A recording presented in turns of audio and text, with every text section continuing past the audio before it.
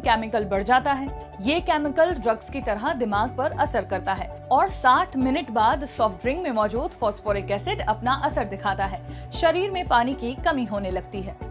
रुकिए और सुनिए, Harvard school of public health की स्टडी से पता चला है कि सॉफ्ट ड्रिंक से फैट तो बढ़ता ही है, साथ में आपके लिए जानी दुश्मन भी होती है। सॉफ्ट ड्रिंक पीने से हर साल पूरी दुनिया में 2 लाख से ज्यादा लोगों की मौत होती है।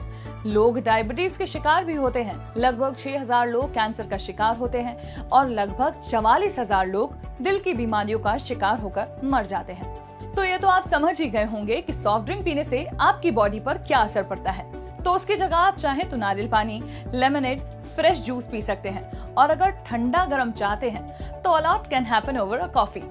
कॉफी पीने से दिल की बीमारी, type 2 diabetes, depression, suicide, liver cancer, melanoma और प्रोस्टेट कैंसर सहित कई बीमारियों का खतरा कम हो जाता है। एक स्टडी कहती है